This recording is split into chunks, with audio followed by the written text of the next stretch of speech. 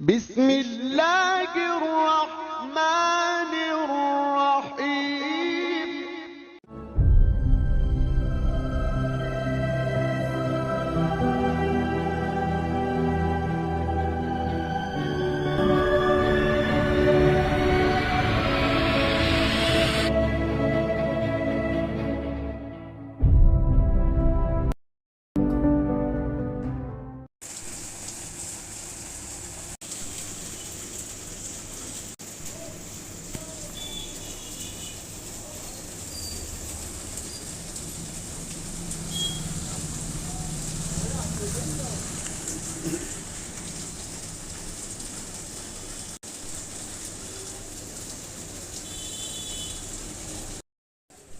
بسم اللہ الرحمن الرحیم۔ عزیز طلبہ، آج ہم تاریخ جماعت ششم کا سبق نمبر 1 پڑھیں گے، جس کا عنوان ہے بر صغیر ہند اور تاریخ۔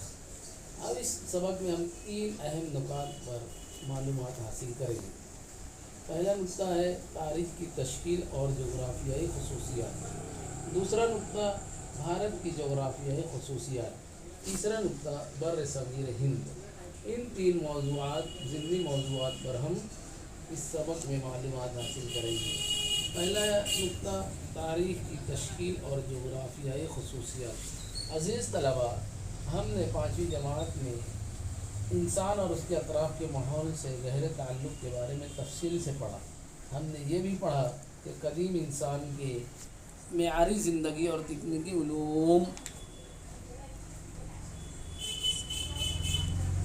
علوم میں ہونے والی تبدیلی اس کے ماحول کے تغیر سے کس طرح مربوط تھی۔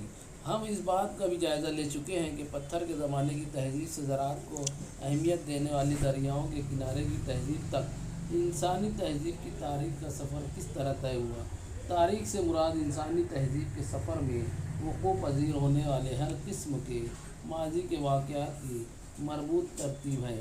مقام، زمانہ، شخص اور سماج تاریخ کے 4 بنیادی ستون ہیں۔ ان کے بغیر تاریخ مرتب نہیں کی جا سکتی۔ ان میں مقام کا تعلق جغرافیائی حالات سے ہے۔ تاریخ اور جغرافیہ کا رشتہ اٹوٹ ہے۔ جغرافیائی حالات کئی طرح سے تاریخ پر اثر انداز ہوتے ہیں۔ آئیے بحث کریں۔ آپ کے اطراف میں کون کون سے پیشے ہیں؟ آپ کے آس پاس کون سی فصلیں اگائی جاتی ہیں؟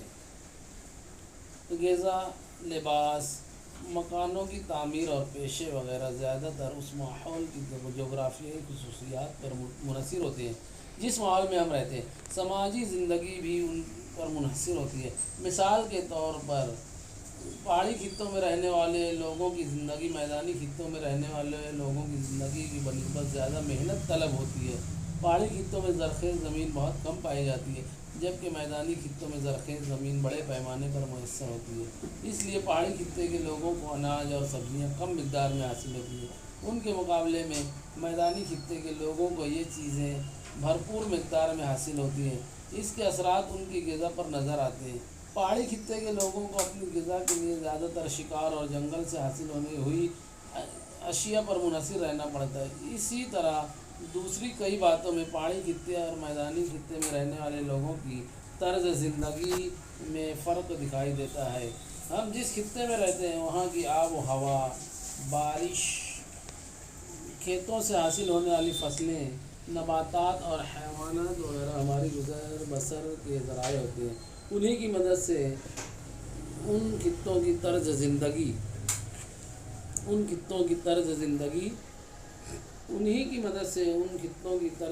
اور تہذیب ترقی پذیر ہوتی ہے۔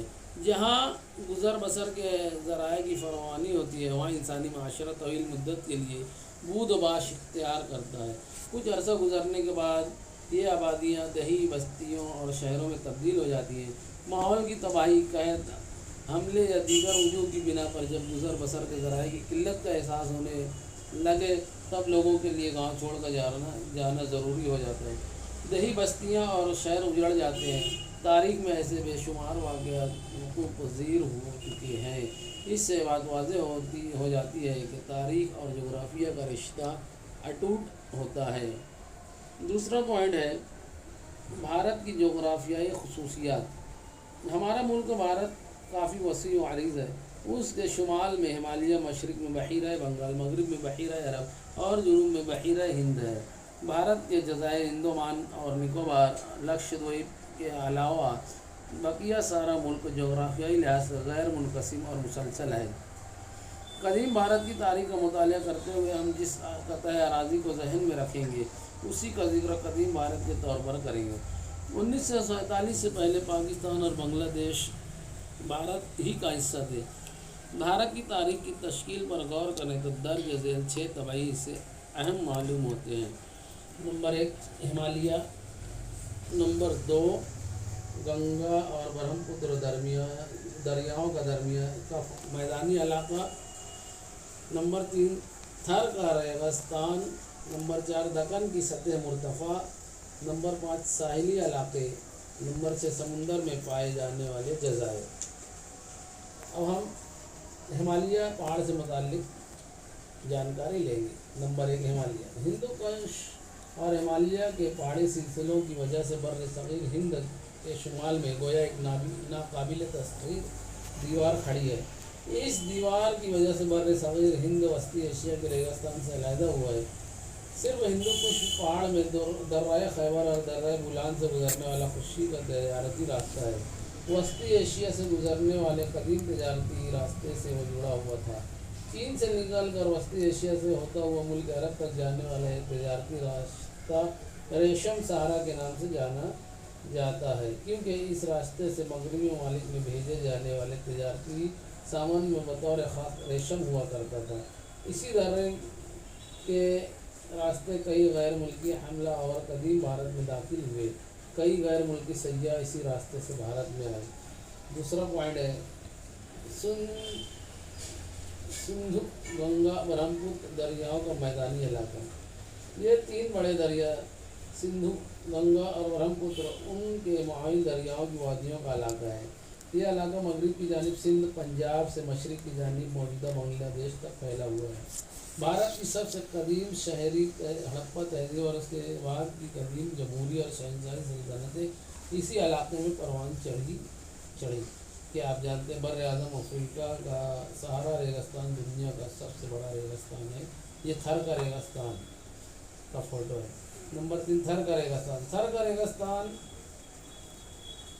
ہریانہ، راجستھان، ہریانہ اور گجرات ریاستوں کے کچھ حصوں میں پھیلا ہوا ہے۔ اس کا کچھ حصہ موجودہ پاکستان میں بھی ہے۔ اس کے شمال میں دریائے ستلج، مشرق میں کوہ اراولی کا سلسلہ، جنوب میں کچھ کا رن ریگزار اور مغرب میں دریائے سندھو۔ ہماچل پردیش سے نکلنے والی گھگر نامی ندی تھر کے ریگستان میں واقع ہے۔ پاکستان میں اس ندی کو ہاکرا کہتے ہیں۔ راجستھان اور پاکستان میں اب اس ندی کا پارٹ خشک ہو چکا ہے۔ اس خشک پارٹ کے علاقے میں ہڑپا تہذیب کے بے شمار مقامات بکھرے ہوئے ہیں۔ نمبر 4 دکن کی سطح مرتفع۔ ایک جانب مشرقی ساحل اور دوسری جانب مغربی ساحل اور ان کے درمیان میں واقع بھارت کا زمینی علاقہ جنوب کی جانب تنگ ہوتا چلا جاتا ہے۔ اس کی مغربی سمت میں بحر عرب، جنوب میں بحر ہند اور مشرق میں بحیرہ بنگال ہے۔ 3 جانب سے پانی سے گھرا ہوا یہ زمین کا حصہ سمندر میں گھسی ہوئی کسی مثلث نما چوٹی کی طرح سے دکھائی دیتا ہے۔ ایسے طبعی خطے کو جزیرہ نما کہتے ہیں۔ بھارت کے جزیرہ نما کا بیشتر حصہ دکن کی سطح مرتفع سے گھرا ہوا ہے۔ دکن کی سطح مرتفع کے شمال میں ستپورہ اور وندھیا کے پہاڑی سلسلے پھیلے ہوئے ہیں۔ اس کی مغرب میں سہیادری پہاڑی سلسلے ہیں، اسے مغربی گھاٹ بھی کہتے ہیں۔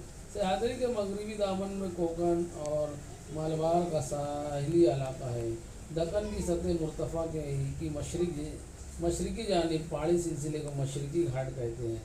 اس سطح مرتفع کی زمین زرخیز ہونے کی وجہ سے وہاں ہڑپا تہذیب کے بعد کے زمانے میں زراعت کو اہمیت دینے والی کئی تہذیبیں پھولی پھلی تھیں۔ موریہ سلطنت قدیم بھارت کی سب سے بڑی سلطنت تھی۔ دکن کی سطح مرتفع اسی سلطنت میں شامل تھی۔ موریہ سلطنت کے بعد کئی چھوٹی بڑی سلطنتیں یہاں ہو گزری ہیں۔ نمبر 5 ساحلی علاقے۔ قدیم بھارت میں ہڑپا تہذیب کے زمانے سے مغربی ممالک کے ساتھ تجارت ہوا کرتی تھی۔ یہ تجارت بحری راستے سے ہوا کرتی تھی، اس لیے بھارت کی بندرگاہوں پر غیر ممالک کی تہذیب اور لوگوں سے بھارت کا ربط اور لین دین ہوا کرتا تھا۔ بعد کے زمانے میں خشکی کے راستے یعنی زمین سے تجارت اور تہذیبی لین دین کا آغاز ہوا۔ اس کے باوجود بحری راستے کی اہمیت اپنی جگہ قائم رہی۔ نمبر 6 سمندر میں پائے جانے والے جزائر۔ بحیرہ بنگال میں انڈمان اور نکوبار بھارت کے جزائر ہیں۔ اسی طرح جزائر الہند لکشدویپ بحر عرب میں واقع ہے۔ پرانے زمانے کی بحری تجارت میں ان جزائر کو بڑی اہمیت حاصل تھی۔ ایئر پلس آف دی ایرتھیرین سی ایک کتاب ہے جس میں بحر احمر کے بارے میں معلومات درج ہے۔ اس کتاب میں بھارت کے جزائر کا بھی ذکر ہے۔ اس کتاب کو ایک نامعلوم یونانی جہاز راہ نے قلم بند کیا۔